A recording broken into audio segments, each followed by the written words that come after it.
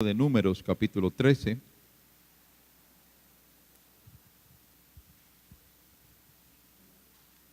Números, el capítulo 13.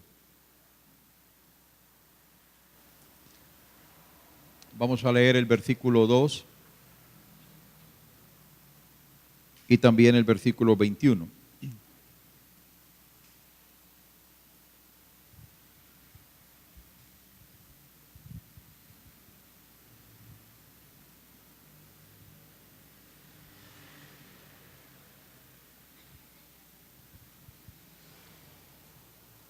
Dice la palabra del Señor, Números capítulo 13, versículo 2 y luego el versículo 21.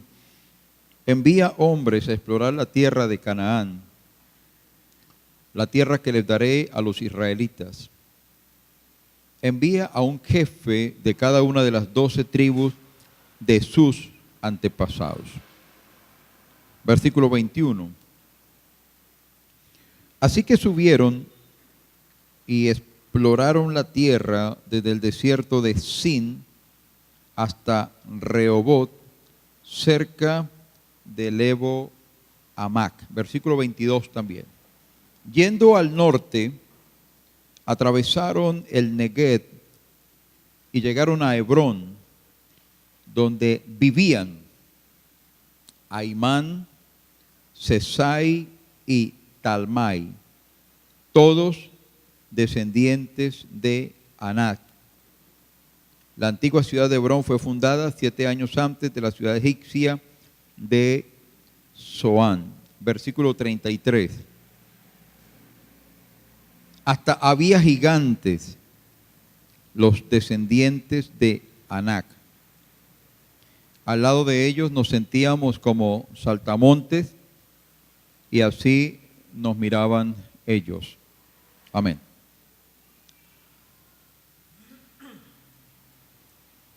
Vamos a hablar esta noche de unos gigantes más. Estamos compartiendo estas noches de miércoles un tema que le hemos denominado Venciendo los Gigantes. Venciendo los Gigantes. En el versículo 22 aparecen 3 personajes. Ahí aparecen sus nombres. Puede verlo, ¿verdad? El uno se llamaba Sesai, el otro se llamaba Ahimán y el otro se llamaba Talmai. Estos 3 individuos eran descendientes de los gigantes, eran hijos de Anac. Y esta noche voy a hablar de ellos 3. Y vamos a contextualizar la palabra alrededor de estos gigantes para poder definir, o mejor, para poder definirlos y para poder identificar de qué nos pueden estar hablando, así como ya hablamos del gigante Og en la tierra de Basán y pudimos identificar lo que significa tanto el gigante Og como la tierra de Basán y lo que puede implicar para el creyente. Permítame contextualizarle todo el capítulo 13 y leímos el versículo 2 inicialmente, porque este pasaje habla de aquel acontecimiento cuando Moisés envió a unos representantes del pueblo a que hicieran una exploración de la tierra para donde ellos iban, la famosa tierra prometida. De cada tribu escogieron a una persona y enviaron este grupo de 12 personas. Cuando ellos van y hacen el reconocimiento de la tierra y ellos regresan, ellos tienen que regresar y darle un informe a Moisés de la experiencia, de lo que vieron, de lo que percibieron en este lugar. Y quiero que revisemos algunas cosas. En la medida que vamos revisando, yo le voy a decir de qué hablamos con estos gigantes en esta noche. Versículo 27 Estamos en Números 13 todavía. Versículo 27. Dice el versículo 25, para que lo referencie. Después de ellos explorar la tierra, ellos vinieron y dieron un informe, tanto a Moisés como a toda la comunidad. Mostraron evidencias, trajeron frutos de la tierra, etc. Pero a partir del versículo 27 dice, este fue el informe que dieron a Moisés. Entramos en la tierra a la cual nos enviaste a explorar, y en verdad es un país sobreabundante, una tierra donde fluyen la leche y la miel. Aquí está la clase de frutos que allí se producen. Versículo 28. Sin embargo,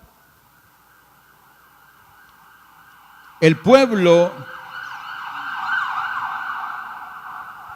que la habita es poderoso y sus ciudades son grandes y fortificadas.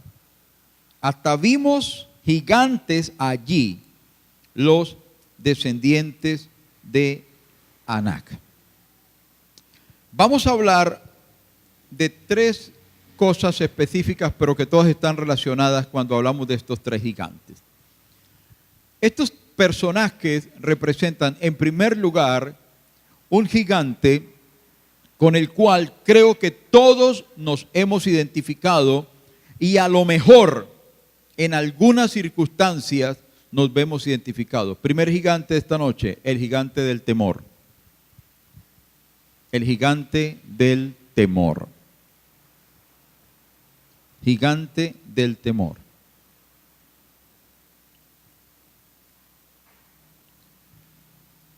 ¿Has sentido temor alguna vez?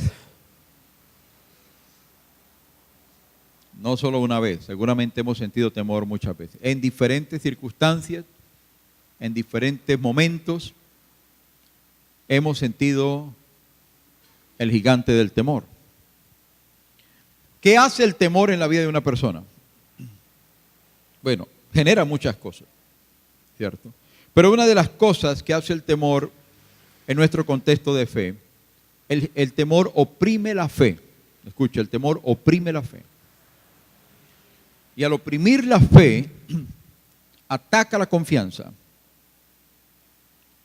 El temor oprime la fe y oprime la confianza. O el temor, podemos plantearlo también, debilita tu fe y por lo tanto debilita tu confianza. Vamos a tomar esta experiencia del pueblo de Israel para enseñarnos una vez más en esta noche.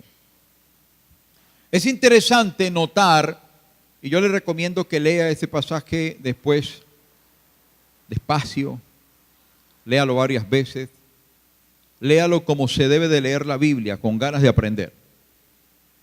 Hay que leer la Biblia con ganas de aprender, con ganas de ser enseñado y con esa sensibilidad. ¿Qué me está enseñando Dios a través de lo que estoy leyendo? Es interesante notar que ellos reportan el estado de esa tierra tal como Dios lo había dicho. Dios les dijo que era una buena tierra. Dios les dijo que era una tierra de abundancia. Dios les dijo que era una tierra donde había multiplicación, etc. Y Dios les dijo que esa tierra era para ellos. Porque como hemos dicho en otras ocasiones, el Salmo 24 dice, de Jehová es la tierra y su plenitud. Déjeme recordarle esto. Dios puede hacer con la tierra lo que Él quiera, porque la tierra es de Él. La gente se adueñó de lo que no les pertenece. El verdadero dueño de todas las cosas es Dios. Usted es un administrador. El dueño es Dios. Y es interesante que ellos dicen que la tierra es buena. O sea, ellos van y comprueban que lo que Dios les dijo era cierto. la productividad de la tierra, la fertilidad de la tierra. Pero al mismo tiempo, cuando ellos están dando ese reporte, luego hay un cambio en la tonalidad. Oh sí, la tierra es buena. Mírelo, el fruto que trajimos. Un pequeño ejemplo, dice la Biblia que ellos llevaron un racimo de uvas cargado entre dos.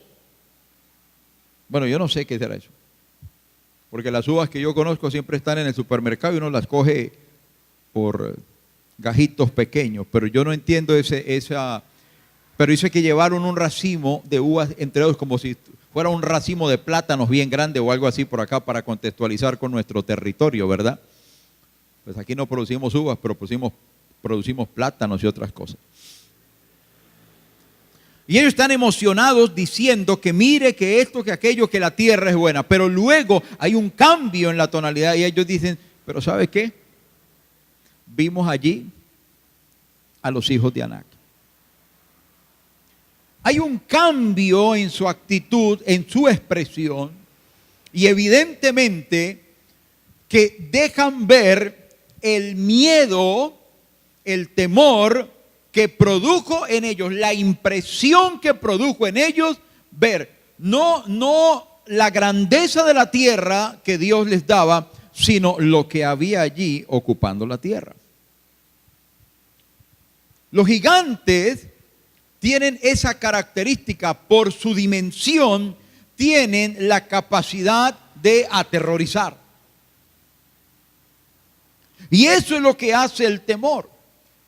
Como que ellos están hablando, ay, qué tierra tan buena, pero se acuerdan de los gigantes y su fe sufre un impacto. Y al mismo tiempo que la fe sufre un impacto, esa confianza con la que comienzan a hablar sufre un impacto también. El temor oprime la fe y la confianza y la reduce. Y entonces, versículo 31, capítulo 13, versículo 31. Pero los demás hombres que exploraron la tierra con él no estuvieron de acuerdo. Ahí el contexto está hablando de Caleb, pero de Caleb vamos a hablar al final. Caleb dijo, no, tranquilos. Pero ellos no estuvieron de acuerdo con Caleb. Y ellos dice el versículo 31, no podemos ir contra ellos. Son más fuertes que nosotros. Cuando la fe y la confianza se oprimen, ¿sabe qué se da a luz? La imposibilidad. La imposibilidad. Cuando la fe y la confianza están bajo presión, lo que sigue después es la imposibilidad. Caleb, del cual hablaremos ahorita en un momento, quiso cambiar el tono del informe y los otros dijeron, no podemos ir a pelear con ellos. Lo estaban dando como ya un hecho. Estaban afirmando, no podemos ir a pelear con ellos. Ellos son más grandes que nosotros, son gigantes, son más fuertes, etcétera, etcétera. ¿Cómo se identifica? ¿Cómo se identifica una fe que está oprimida? Una confianza que está oprimida. ¿Cómo se identifica el lenguaje de la imposibilidad? Mire lo que dice la palabra del Señor, el versículo 32. Versículo 32. Entonces comenzaron a divulgar entre los israelitas el siguiente mal informe sobre la tierra. La tierra que atravesamos y exploramos devorará a todo aquel que vaya a vivir allí. Todos los habitantes que vimos son enormes. Fíjese que ellos, ¿en qué se centraron? ¿En qué se centraron ellos? ¿En la bendición de la tierra? No, se centraron en los gigantes que estaban allí. Estaban aterrorizados con esos gigantes, estaban llenos de miedo, llenos de temor. Y entonces toda la imposibilidad y la opresión de la fe y la confianza se va a identificar con un lenguaje que termina siendo un lenguaje perjudicial. Y aquí podemos lógicamente recurrir a escrituras, pero como el tiempo lo tenemos medido, pues vamos a tener que ser rápidos para captar la idea y poder avanzar. La palabra de Dios dice que de la abundancia del corazón habla la boca. Dice el versículo 32 que acabamos de leer que ellos hablaron mal. Allá dice en la pantalla, en la versión 60, y hablaron mal. ¿Cómo hablaron? Hablaron mal. Capítulo 14, porque todo eso es un solo bloque, 13, 14, versículo 2. Capítulo 14, versículo 2. Sus voces se elevaron en una gran protesta contra Moisés y Aarón. Si tan solo hubiéramos muerto en Egipto, incluso aquí en el desierto, dice, se quejaban. Entonces dice que se quejaron. No era solamente un mal lenguaje el hablar mal, sino que constituye el lenguaje de la queja. Y empezaron a quejarse. ¡Ay, ay, ay! ¿Por qué no nos quedamos en Egipto? ¿Por qué salimos? ¿Por qué aquello? ¿Por qué lo otro? Se quejaron. ¿Ha oído usted gente que se queja mucho? Se quejaron. Mire, hermanos, preste atención a esto. Nuestro lenguaje nos identifica. La fe tiene un lenguaje, no solamente verbal, sino inclusive un lenguaje corporal. Porque puede que usted no esté diciendo una palabra, pero está haciendo caras. Y a veces no se necesita decir una palabra, enunciar una palabra. A veces con el solo lenguaje corporal estamos diciendo todo. La fe tiene un lenguaje, pero el temor tiene otro. La imposibilidad. No es posible tomar esa tierra. Y lo dieron como una afirmación. No es posible tomar esa tierra. No vamos a poder hacerlo. Entonces hablaron mal, se quejaron. Y dice el versículo 27 del capítulo 14. ¿Hasta cuándo debo tolerar a esta perversa comunidad y sus quejas en mi contra? Sí, he oído las quejas que los israelitas tienen contra mí. La versión 60 utiliza el otro término, que es el que quiero poner acá, murmuración. Ahí está. ¿Hasta cuándo oiré esta depravada multitud que murmura contra mí? Tres cosas hay allí para tener en cuenta, que identifican el lenguaje de una persona que tiene miedo, que tiene temor, que lo está gobernando el gigante del temor. Tres cosas en su lenguaje: hablar mal, quejarse y murmurar. Vaya empezando por revisar en esta noche su lenguaje.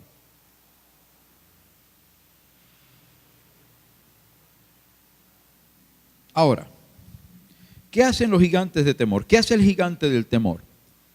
Lógicamente oprime nuestra fe, nuestra confianza, nos imposibilita y nos pone a hablar de la manera equivocada. Tengamos en cuenta algo. Nuestras palabras, nuestra forma de hablar debe de estar anclado en el Señor, en la naturaleza de Dios y en las promesas de Dios, que hablé el domingo anterior, el Cristo de las promesas. Ellos tenían una promesa de parte de Dios, debieron haberse mantenido allí. Pero ellos cambiaron todo. ¿Por qué lo cambiaron? ¿Por qué se soltaron de la promesa de Dios? ¿Sabe por qué? Porque el miedo les pudo. ¿Ha oído esa expresión? El miedo le pudo. Ahora, ¿a dónde nos lleva el temor? ¿A dónde nos lleva? Una cosa lleva a la otra. ¿A dónde lleva el temor? Dos, gigante de incredulidad. Gigante de incredulidad. Son tres gigantes en esta noche. ¿A dónde nos lleva el temor? A la incredulidad. Entonces, si hay un gigante de temor, pellizquese, como dicen los muchachos, pellizquese, porque si hay un gigante de temor, por ahí debe de haber otro, que se llama ¿cómo? Incredulidad. Estamos hablando de 3 gigantes que están ahí en el texto. No había uno solo, habían 3. Habían 3. Ahí están los nombres: Sesai, Aimán, Talmai. Ahí estaban los 3. Donde hay temor, lo más probable es que haya incredulidad. Ellos se llenaron de miedo y al llenarse de miedo se bloqueó la fe. Al bloquearse la fe no hay forma de creer.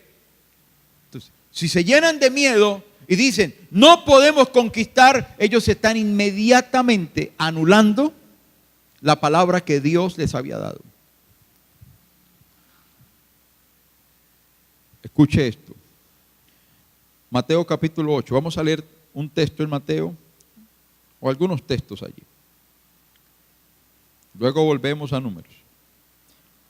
Mateo capítulo 8, el versículo 26.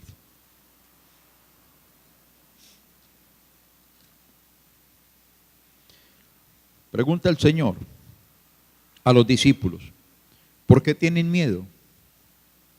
Preguntó Jesús. ¿Y qué dice después? Tienen tan poca fe.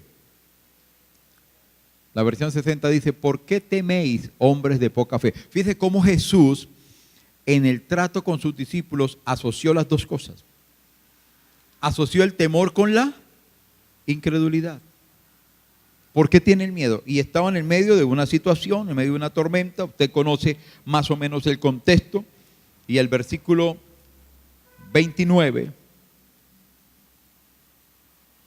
No, perdón.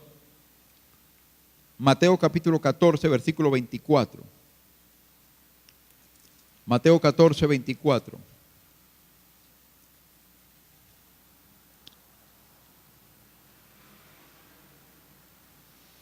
Mientras tanto, los discípulos se encontraban en problemas lejos de tierra firme, ya que se había levantado un fuerte viento y luchaban contra grandes olas. Versículo 27.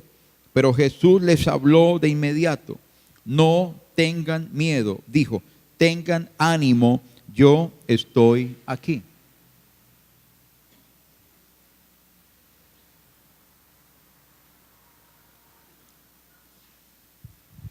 El contexto de las dos citas es un contexto de adversidad. Literalmente estaban en un momento de tormenta, están en un momento de tempestad.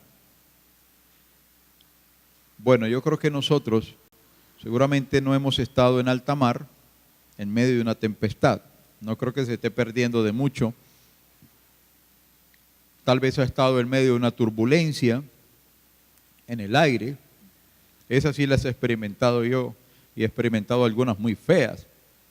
Una turbulencia en un avión a miles de pies hace que todo el mundo se acuerde de Dios, se convierta, confiese sus pecados. Así que analizamos y referenciamos la tempestad, la turbulencia, ¿qué implica para nosotros? Episodios de dificultad en nuestra vida. Y los discípulos estaban en medio de una tempestad literal. Pero no estamos hablando de detalles mínimos, estamos hablando en medio de tempestades que humanamente sus vidas estaban en riesgo. Y en ambas Jesús se aparece. ¿Y qué es lo que Jesús, a dónde apunta Jesús? Apunta al miedo y a la incredulidad.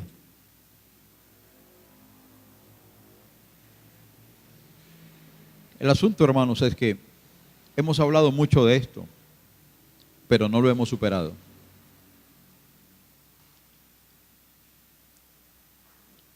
Y esta enseñanza no es una enseñanza de más. Es que si no se conquistan los gigantes del temor y de la incredulidad, jamás avanzas. Y sabe, jamás disfrutarás la vida. Una cosa es vivir y otra cosa es disfrutar la vida que vivimos. Una cosa es vivir y otra cosa es llevar una vida productiva, provechosa. Hay una expresión que habla de aquellos que vivieron una vida sin pena ni gloria. ¿Ha escuchado la expresión?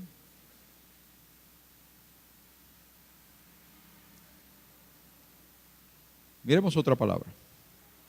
Marcos capítulo 5, Evangelio de Marcos, del cual hablamos anoche.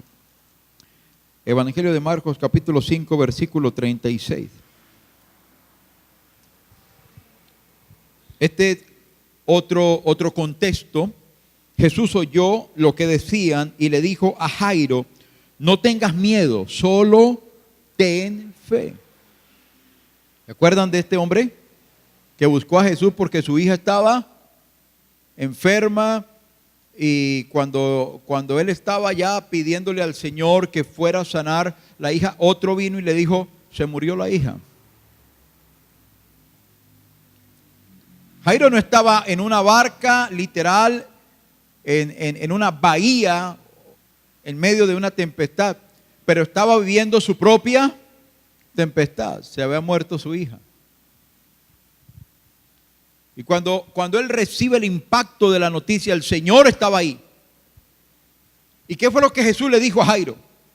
Le dijo: no tenga miedo, tenga fe. No tenga miedo, tenga fe. Ahora, no puedo llevar una vida teniendo miedo y fe a la vez. O tengo miedo o tengo fe. No puedo partirme, es decir, el lado izquierdo para el miedo y el lado derecho para la fe. ¿Qué es el error que los creyentes hoy intentamos? Como que, bueno, acomodemos ahí. Acomodemos una parte para el diablo y otra para Dios.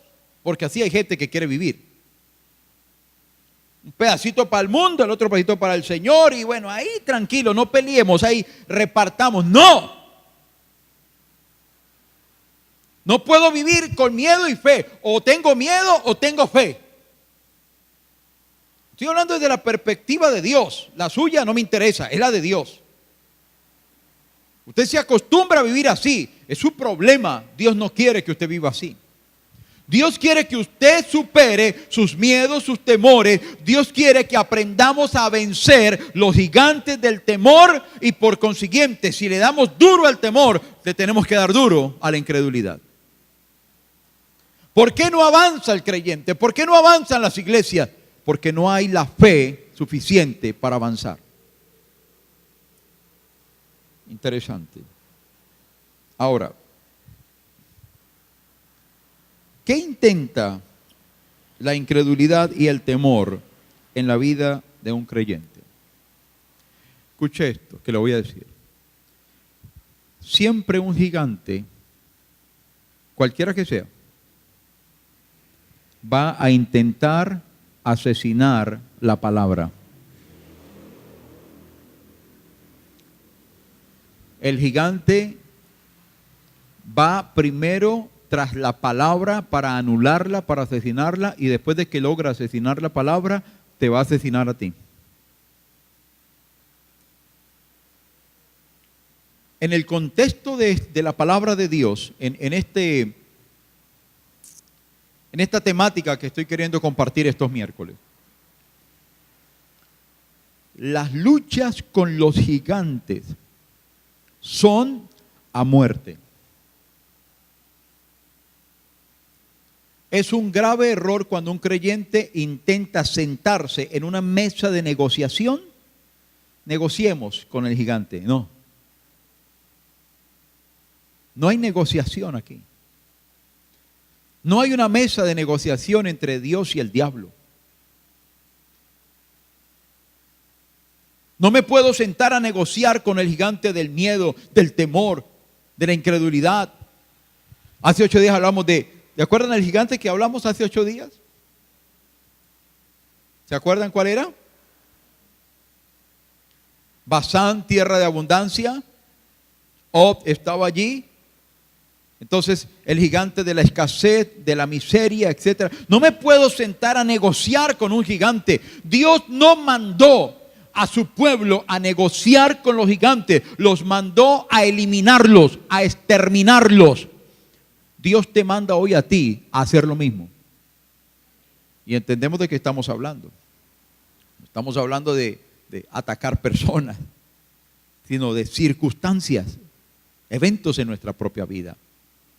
Sombras, fantasmas en nuestra propia vida. Entonces, no permitas que el gigante del temor, de la incredulidad, asesine la palabra. Uno de los recursos más poderosos que el creyente tiene es la palabra de Dios. Aló, es la palabra de Dios. El Señor dice, por ejemplo, que puede pasar el cielo y la tierra, pero su palabra siempre va a estar. ¿Cuál es la espada del Espíritu, según Pablo en Efesios? La palabra de Dios. ¿Con qué? Cuando Jesús estuvo en medio de la tentación, ¿cuál fue el arma, el recurso del Señor para combatir la tentación? La palabra. ¿Se acuerdan? Escrito está. Escrito está. Escrito está.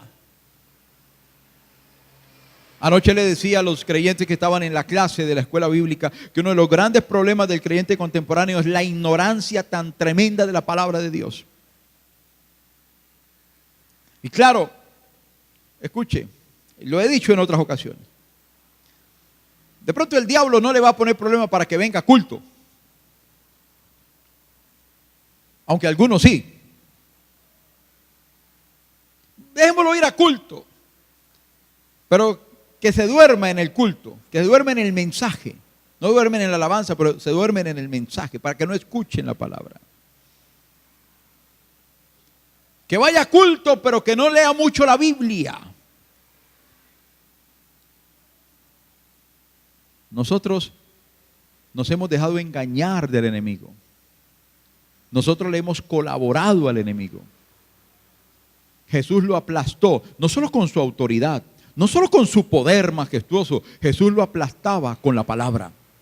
Escrito está. Y hoy, ¿qué le podemos preguntar a los creyentes? ¿Escrito está qué? ¿Escrito está qué? Solamente el Salmo 23, Jehová es mi pastor, nada me faltará, y ya, no sales de allí. ¿Escrito está qué? ¿Para qué cree que es la Biblia? ¿Para qué cree que Dios guardó esta palabra? La Biblia es uno de los más grandes milagros de la humanidad. No imaginamos el poder, no en el libro como libro, en su contenido. Podrán quemar estos libros, pero la palabra que ya está en tu mente, en tu corazón, nadie te la puede quitar. Y con eso es que uno se defiende. ¿Qué hace el gigante? Quiere asesinar la palabra en ti. Escuche. Lucas capítulo 12.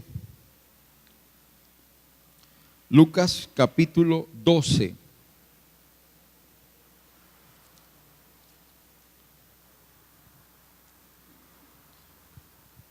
Tercer gigante. Cuando hay temor, hay paso a la incredulidad. Amén. O sea, ¿estamos de acuerdo con eso? Es lo que quiero decir. ¿A dónde nos lleva el temor? Eso atacaba a Jesús, las dos cosas. No tengan miedo, hombres de poca fe. Yo me imagino a Jesús luchando en ese discipulado con sus discípulos, cogiéndose la cabeza al Señor y rascándose la cabeza. Otra vez me toca. Jesús les tocó ese tema. Yo, ¿cuántas veces cree en 3 años que Jesús tuvo que haber tocado ese tema con los discípulos? Porque usted hace un relato, Mateo, Marcos, Lucas, Juan, y usted se da cuenta que es un relato, una síntesis de un ministerio, una síntesis. Aquí no está escrito lo que pasó día por día, por día, por día durante 3 años, en promedio, 3 años, 3 años y medio. No, esto es una síntesis. De hecho, por ejemplo, Juan, el Evangelio de Juan, casi gran parte del Evangelio de Juan corresponde la narración a la última semana. La semana cuando Jesús iba a ser capturado y luego fue capturado. Imagínense. ¿Cuántas veces Jesús, en esos 3 años largos, otra vez, ya les he dicho que dejen de tener miedo, incrédulos? Como que Jesús diciéndole, yo estoy aquí. Eso fue lo que leímos ahorita. ¡Ánimo! Yo soy, no tengan miedo, yo estoy aquí. La presencia de Jesús tendría que haber sido suficiente para que los discípulos tuvieran un fundamento de confianza, de fe. Ahora le pregunto, ¿dónde está Dios en su vida? ¿Lo visita cada domingo? Pareciera que algunos creyentes, la relación con Dios es el domingo. O sea, el domingo, como en la cárcel, perdón que diga eso, ¿no? En la cárcel, día de visita. O es el miércoles o es el domingo, no sé. Pero pareciera que con Dios es de visita. Oh, Dios me visitó el domingo. Ok, el domingo tengo más o menos fe. ¿Dónde está Dios en tu vida? Se supone que la presencia de Dios es el fundamento de nuestra confianza. Tercero, ¿qué produce el temor y la incredulidad? Un estado de afán y de ansiedad. No estoy diciendo nada nuevo, señores. Simplemente estoy revisando la palabra de Dios. Mire lo que dice Lucas, capítulo 12, versículo 22 hasta el 32, aunque no creo que los lea todos, pero algunos versículos.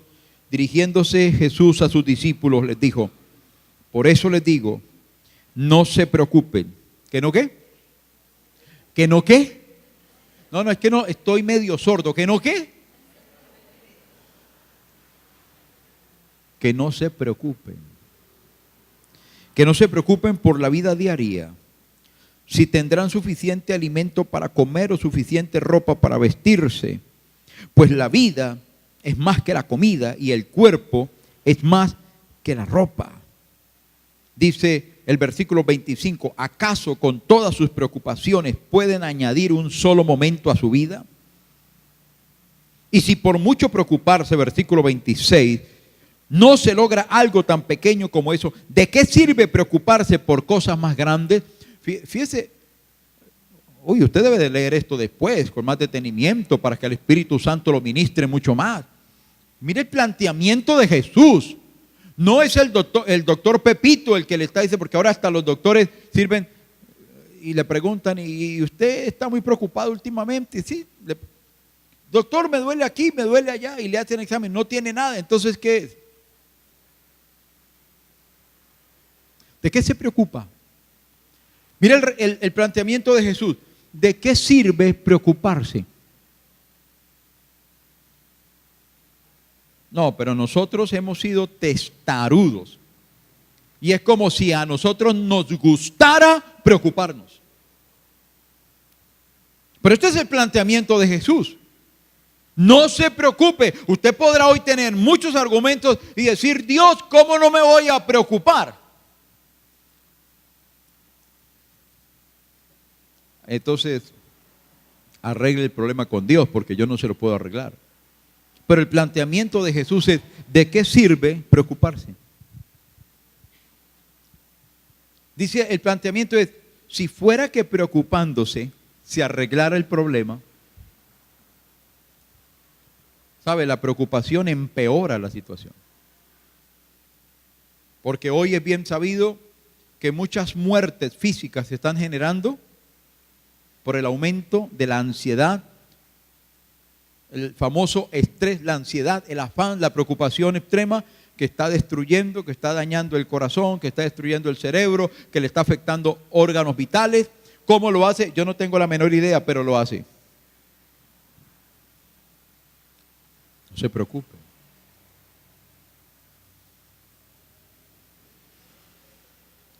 Y yo entiendo que muchas de las cosas que hoy nos preocupan obedecen a las malas decisiones que hemos tomado en el transcurso de nuestra vida.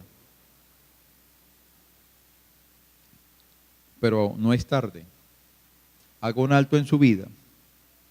Dígale, Señor, ayúdame a salir de esta situación y a partir de hoy ayúdame a tomar las mejores decisiones para mi vida, porque una buena decisión te va a provocar satisfacción.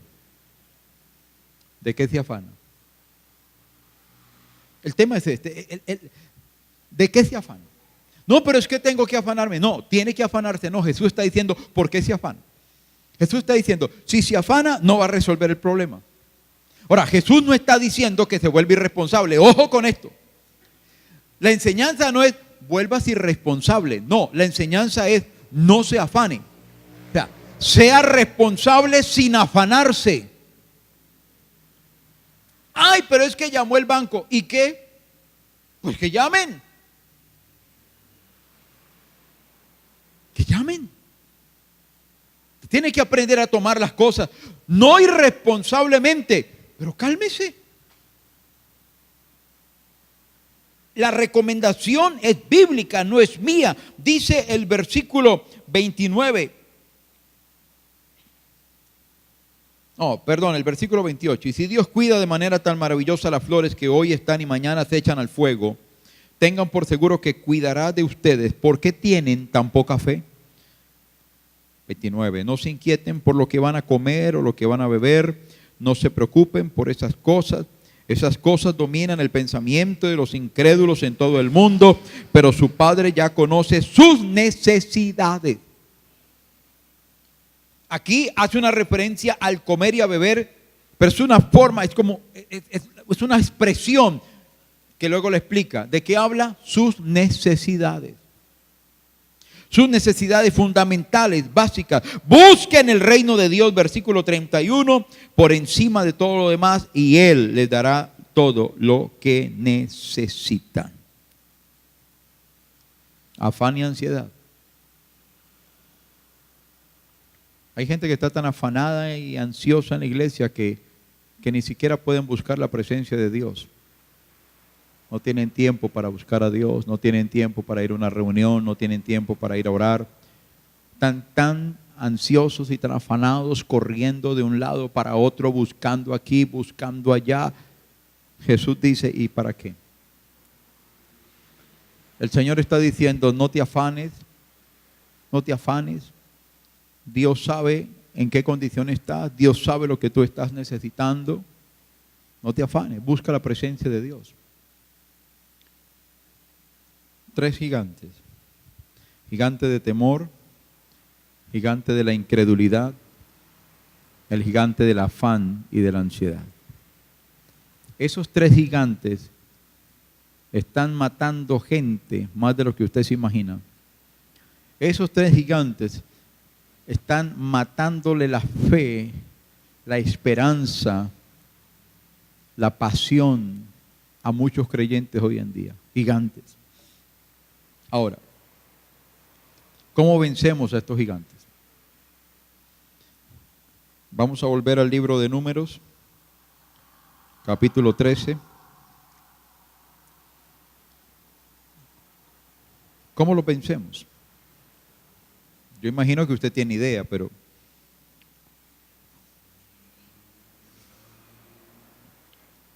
podemos tomar como referencia a un hombre llamado Caleb. Versículo 30, capítulo 13, pero Caleb trató de calmar al pueblo que se encontraba ante Moisés. Vamos enseguida a tomar la tierra, dijo, de seguro podemos conquistarla. Entonces retomemos aquí. ¿Se acuerda el vocabulario del pueblo? ¿Se acuerdan? Hablaron mal, se quejaron, murmuraron, pero Caleb emerge como alguien diferente. Hermano, deje de seguir andando entre el montón. Emerja como alguien diferente. Y Caleb, tanto Caleb y Josué, pero hay una referencia más a Caleb. Ellos emergieron como las personas diferentes en medio de una gran mayoría temerosos, incrédulos y afanados. Caleb y Josué emergieron como personas diferentes. ¿Qué identifica tanto lo uno como lo otro? Su vocabulario. El miedo tiene su vocabulario, la incredulidad tiene su vocabulario, la ansiedad tiene su vocabulario, pero la fe, la confianza también tienen su propio vocabulario. Así que Caleb habló diferente. Él mostró fe, mostró confianza, mostró seguridad, habló bien. En el capítulo 14 de Números, del versículo 7 al versículo 9 dice: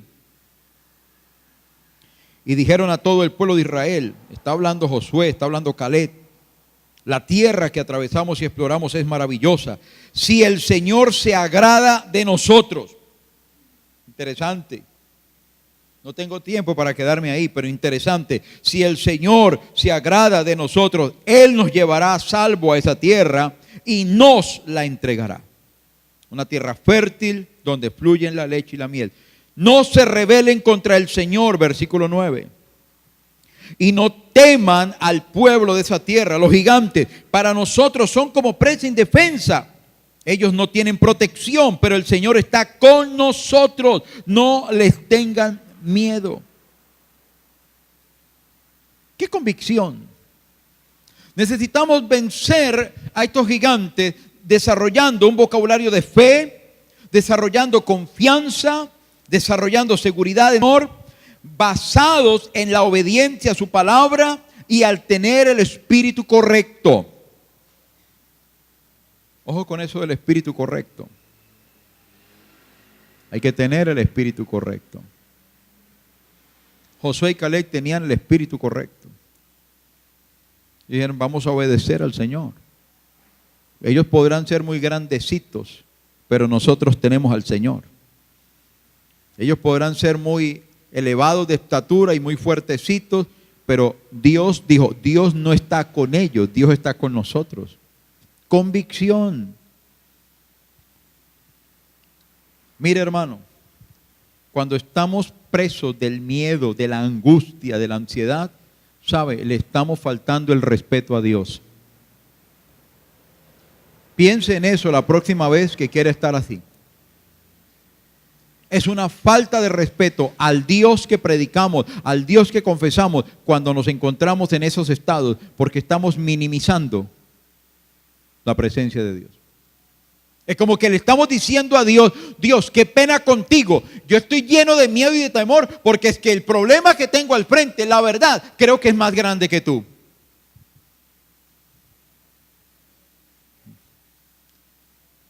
No le faltes el respeto al Señor. Porque no hay nada que nos pueda pasar en la vida que sea más grande que Dios. Un momento, miren, en el libro de Josué. Vamos rápido porque el tiempo ya me atrapó. Rápidamente, Josué, el libro de Josué. Vas a mirar un detallito bien interesante. Capítulo 15, versículo 14.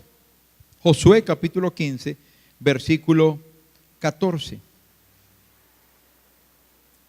¿Cómo se llaman los gigantes que estamos hablando? Los literales ahí en la Biblia. Sesai, Aimán, Talmai. Mire lo que dice Josué capítulo 15, versículo 14. Caleb expulsó a los 3 grupos de anaseos, que son descendientes ¿de quién? Déjalo, no le dé pena. De Sesai, ¿de quién más? De Aimán y de Talmai. Ah, interesante. O sea, ¿qué hizo Caleb? Y compruébelo con Jueces, ahí adelantico, el libro de Jueces, capítulo 1, el versículo 20. Compruébelo. Jueces, capítulo 1, versículo 20 dice, Caleb recibió la ciudad de Hebrón, tal como Moisés le había prometido, y expulsó, repita conmigo, expulsar. Bueno, yo no sé si preguntar esto porque no será como tan bueno, ¿no? Pero no tiene que levantar la mano ni nada, ¿no? Ni confesarse, pero ¿alguna vez lo expulsaron a usted de alguna parte? Del colegio, de la universidad, de una empresa. ¿Qué es expulsar? Hágame el favor, señor, y se retira.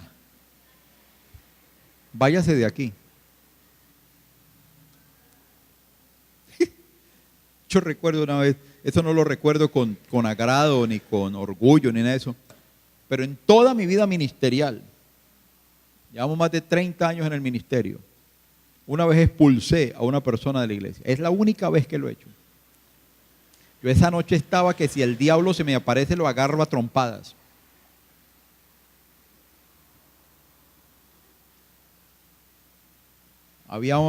Estábamos viviendo con Filadelfia, estábamos iniciando Filadelfia. Y el enemigo quiso utilizar un grupito de personas para destruir la iglesia. Y yo estaba enardecido de puro celo por las cosas de Dios. Y tuve que echar a una mujer de la iglesia. La eché. Se me va de aquí largo. No la quiero volver a ver aquí. Mi mujer se asustó esa noche, porque no me había visto tan bravo como esa noche. Y era que no estaban los de la otra gallada porque no los había echado a todos ese día.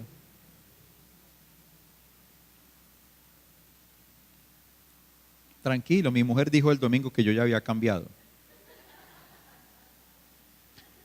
Pero no me pruebe la adrenalina.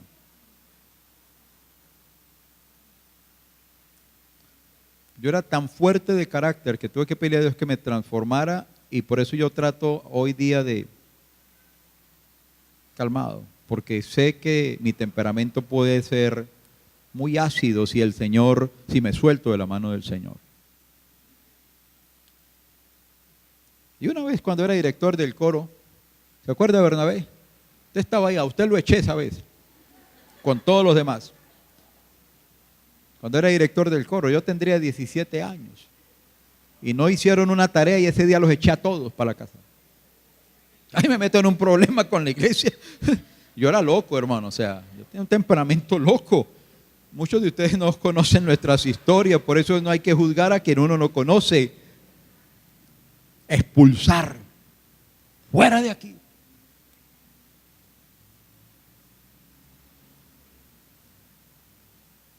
Estoy haciendo énfasis en eso, ¿por qué? Porque la palabra expulsar elimina toda posibilidad de negociación y de, ¿cuál es la palabra que quiero usar aquí? Contemplación. Ay, pobrecito, pobrecito.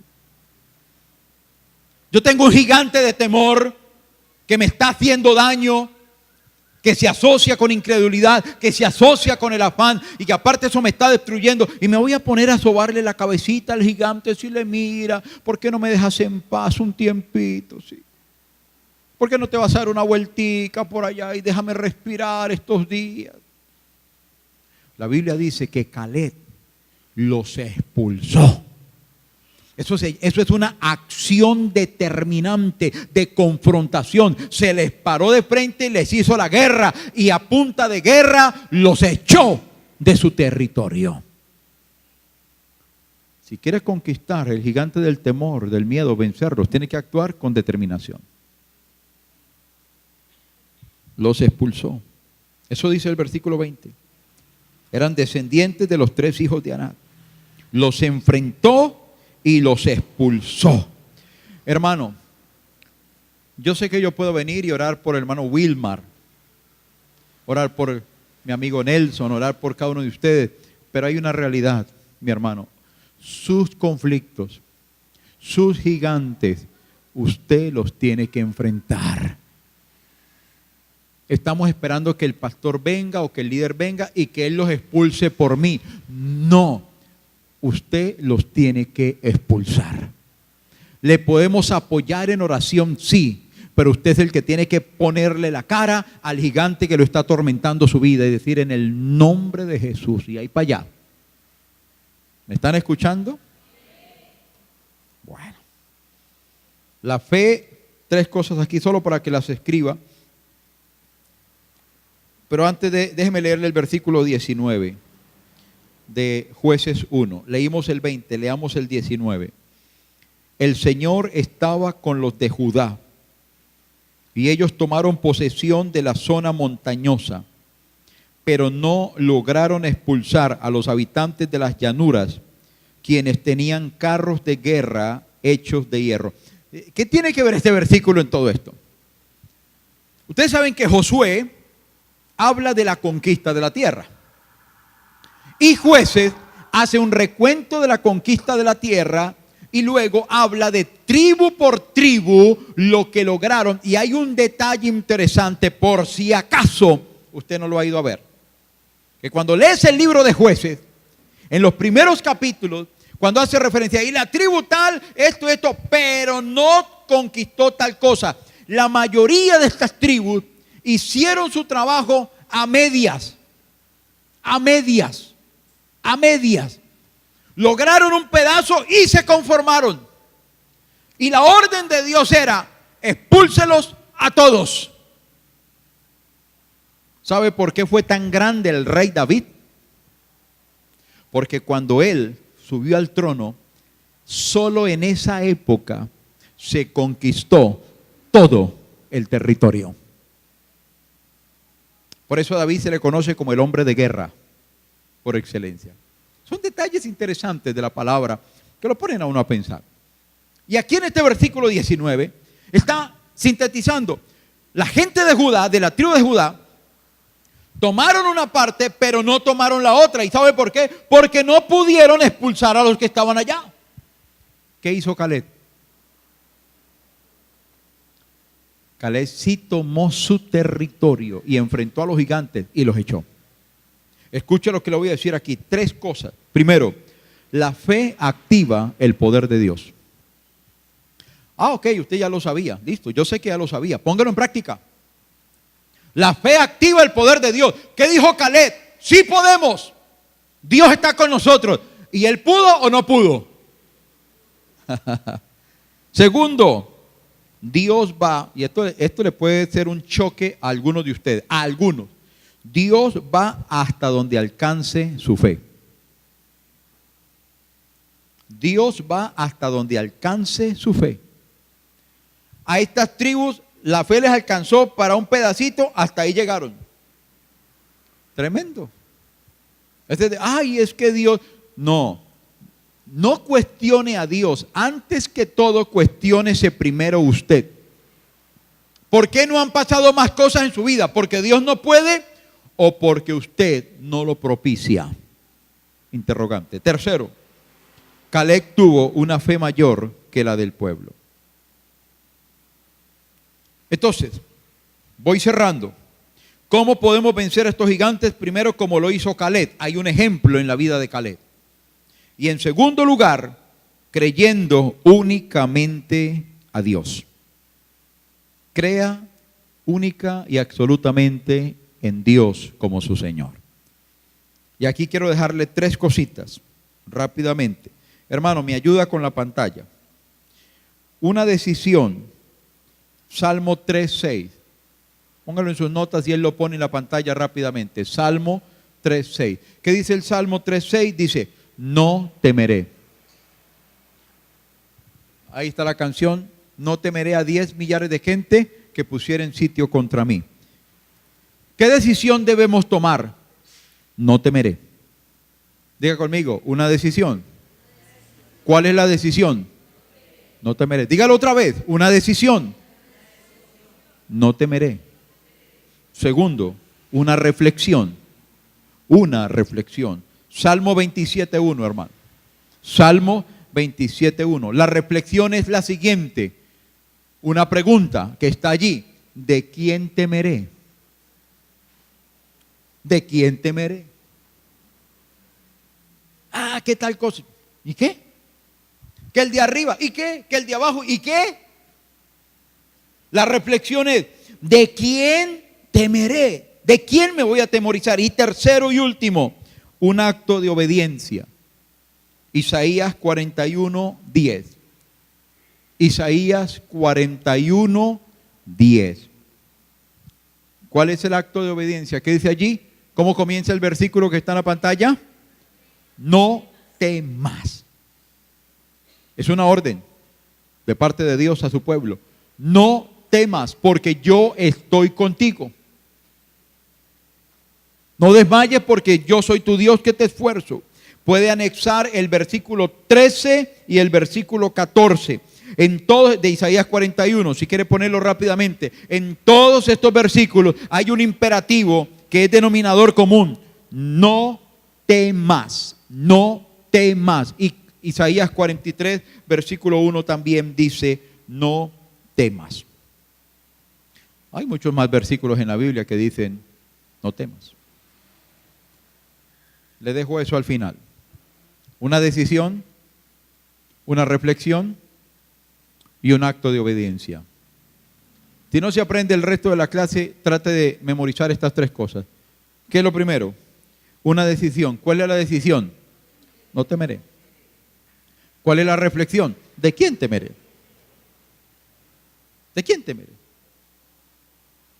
¿Cuál es el acto de obediencia? No temas. Si Dios dice no temas, ¿qué debe hacer usted? No temas. Y esto tiene que tener un sentido de aplicación en todos los aspectos de nuestra vida. En todo. Lo que cubre nuestra familia, lo que cubre sus hijos, sus hijas, su economía, su salud, su vivencia, su supervivencia, su convivencia, lo que quiera. Todo esto apunta a eso. Tenemos tarea que hacer. Quiero orar en esta noche ya para pedirle al Señor misericordia. ¿Quiere ponerse de pie para orar conmigo?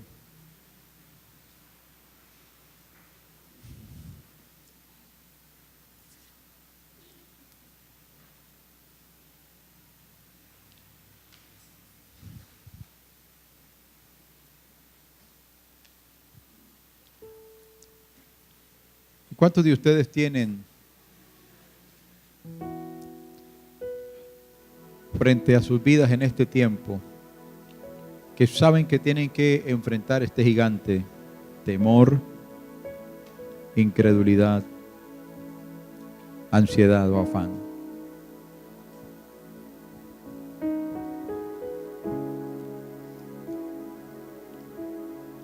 No justifique sus miedos. No justifique sus miedos. Haga lo que la Biblia dice.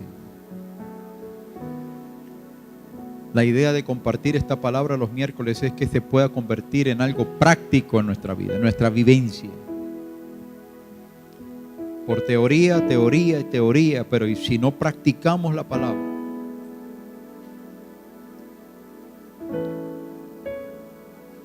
El miedo nos reduce. Hay gente que tiene miedo de envejecer, tienen miedo de morir, tienen miedo de la enfermedad, tienen miedo al fracaso, tienen miedo al rechazo social, tienen miedo que sus hijos de pronto se pierdan, que sus hijas se pierdan, tienen miedo de esto, tienen miedo de lo otro. Los miedos no vienen de Dios.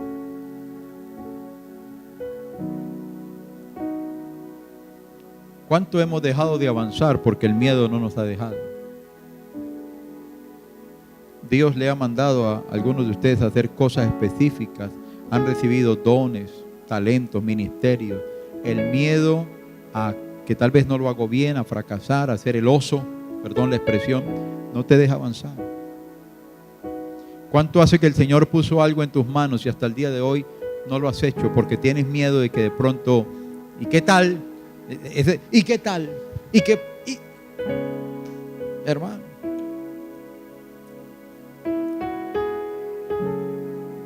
yo recuerdo la primera vez que tuve que predicar, tenía mucho miedo.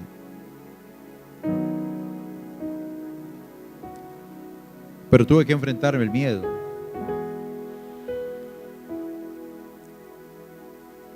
Si no hubiera enfrentado el miedo a predicar, hoy no estaría predicando.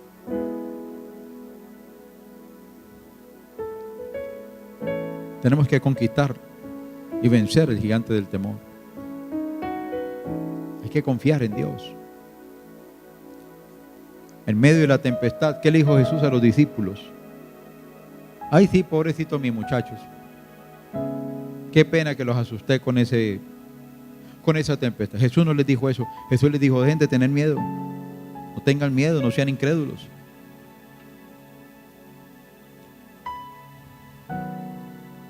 Y la razón por la cual los discípulos deberían de no tener miedo era porque Jesús había llegado a la barca. Tengan miedo si Jesús no está. Pero si Jesús está, no deberíamos seguir siendo esclavos del temor, de la incredulidad y de la ansiedad. Si usted siente que necesita confrontar ese gigante, levante su mano. Si usted siente que necesita confrontar ese gigante, levante su mano. Y yo voy a hacer algo que no es que lo haga permanentemente, pero te voy a invitar que vengas acá. Vamos a orar juntos. No vamos a demorar. Tranquilo, no vamos. Se nos pasa el tiempo, pero aquí estamos en la presencia del Señor. Rápidamente, si necesitas orar por esto. Y voy a invitar a la pastora que oremos, al hermano Nelson, la hermana Zulma, que me ayuden en la oración, a orar así, moviendo el pastor Diego, Nórida también. Aquí está el hermano Álvaro, Diana, ayúdenme ustedes a orar por los hermanos que están pasando aquí al frente. Voy a llamar a Liliana que también venga y me ayude a orar. En el nombre de Jesús. Crea en la palabra de Dios. No tengo idea cuáles son los temores que lo están afectando, pero yo no necesito saberlo. Es suficiente que Dios ministre tu vida. Pero tienes que saber que esos temores que hoy te están afectando, si no los enfrentas, si no enfrentas ese gigante del temor, de la incredulidad, de la ansiedad, te va a debilitar. Y ese gigante toda la intención de ese gigante es matarte. Matar tus ilusiones, matar tu futuro, todo. Pero tú tienes al Señor, hermano. Tú tienes al Señor. El Señor está contigo. Y Él te dice hoy, no temas. Enfrenta al gigante como Caleb. Cambia el vocabulario. Mira las cosas desde la perspectiva de Dios. Padre, en el nombre de Jesús. Vamos a orar. Padre, en el nombre de Jesús. Hoy nos paramos sobre el fundamento de tu palabra. Necesitamos vencer gigantes. Porque los gigantes se levantan asombrosamente y nos impresionan y nos empiezan a reducir. A las personas que les pedí orar, pongan sus manos sobre algún hermano o hermana. Muévanse entre los creyentes. Una oración de fe, de solidaridad, de apoyo. Eso es lo que queremos hacer. Yo dije que cada uno tiene que enfrentarlo. Sí, cada uno tiene que enfrentar el gigante. Pero alguien va a orar por ti para ayudarte en este momento. A darte ánimo a través de la oración. Oh, poder del Espíritu Santo, te invocamos en esta noche. Te invocamos en esta noche, Espíritu de Dios. Y nos paramos frente a esos gigantes de temor, de miedos, llenos de miedos de una cosa y otra. Ese gigante del temor que se asocia con el gigante de la incredulidad y que se asocia con el gigante de la ansiedad, del afán. En esta noche, Señor, con estos creyentes que están aquí, nos paramos firmes. Y el mismo espíritu que había en Caleb y en Josué, el mismo espíritu que motivó a Caleb y a Josué a levantarse en medio de un pueblo que estaba aplastado por el miedo, y que ellos se levantaron y emergieron con poder, autoridad, fe en Dios. Y la Biblia muestra cómo Caleb pudo conquistar su territorio y venció a esos tres gigantes. Josué se convirtió en el líder del pueblo y el líder de la conquista. Oramos en el nombre de Jesús. Y que cada uno sienta la motivación de levantarse y decir: no más con el gigante del temor, no más con el gigante de los miedos que me tiene aplastado, reducido, no más con el gigante de la incredulidad. He desarrollado un lenguaje impropio, impreciso, inapropiado. Hoy quiero tomar el lenguaje de la fe, el lenguaje de la confianza. Hoy quiero tener una mejor actitud. Hoy quiero caer bajo la unción del Espíritu Santo. Y quiero expulsar a esos gigantes de mi vida y del entorno de mi familia. Esos gigantes me llevan al fracaso. Pero hoy nos resistimos en el nombre de Jesús. Y hoy nos amparamos en la poderosa palabra de Dios. Levanta nuestra fe, levanta nuestra confianza en el nombre de Jesucristo. Hoy expulsamos al gigante del temor, el gigante de la incredulidad, el gigante de la ansiedad. Lo expulsamos, decimos: se va de nuestro territorio, se va de mi vida, se va de mi casa, se va de mi entorno, se va de mi economía, se va en el nombre de Jesús. Lo expulsamos en el nombre de Jesús. Porque hay poder en Cristo. Porque hay poder en Cristo. Porque hay poder en el Señor. Levantemos nuestras manos al Señor por un instante. Y revístase de la confianza. Yo, Señor, me revisto de tu confianza en esta noche. Me revisto de confianza en esta noche, de valor. Perdóname, Señor, que me dejé impresionar por el gigante del miedo. Perdóname, Señor, que me dejé llevar y mi vocabulario se trastornó. Oh, Espíritu de Dios, vamos a adorar al Espíritu Santo en esta noche. Llénese de fortaleza. Tal vez esta noche, antes de acostarse, Dios te motive a hacer una oración especial en tu casa. O tal vez en la madrugada te levantarás y vas a recordar algo de esta palabra. Y el Espíritu Santo te va a decir: comienza a practicarlo. Porque tienes que enfrentarlo hasta que aprendas a dominarlo. Oh Jesús, todo esto es posible. Todo esto es posible cuando levanto mis manos. Todo esto es posible.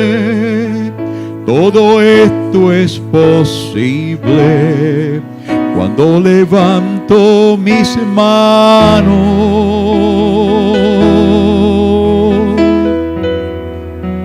Todo esto es posible, todo esto es posible cuando levanto mis manos. Cuando levanto mis manos, comienzo a sentir una unción que me hace cantar. Cuando levanto mis manos, comienzo a sentir el fuego.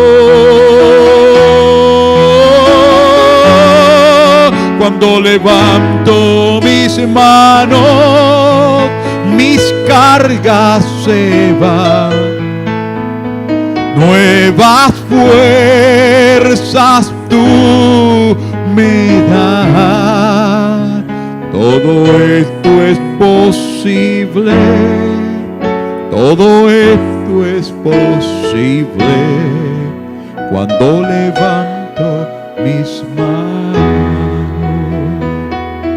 Espíritu Santo, ministranos en esta noche, porque sabemos cuán fuertes son estas batallas contra el gigante del temor, de la incredulidad, de la ansiedad. Cuán desgastante es esa batalla contra esos gigantes. Pero yo creo, Espíritu Santo, en ti. Hoy tomo una decisión por el Espíritu. No temeré. Hoy me hago una reflexión por el Espíritu. ¿De quién voy a temer? Y hoy decido obedecer. No temas, dice el Señor. Espíritu Santo, gracias. Porque tú nos das las estrategias de guerra para destruir esos gigantes, para expulsarlos de nuestro territorio. En el nombre de Jesús. Señor, recibe toda gloria y toda honra. Ministra a la iglesia, porque hay muchas personas en la iglesia que están siendo amedrentados por el gigante del temor, de la incredulidad, de la ansiedad. Que de alguna manera esta palabra pueda ser transmitida a sus corazones y ser motivados a actuar convenientemente en el nombre de Jesús. Amén y amén. Dios les bendiga.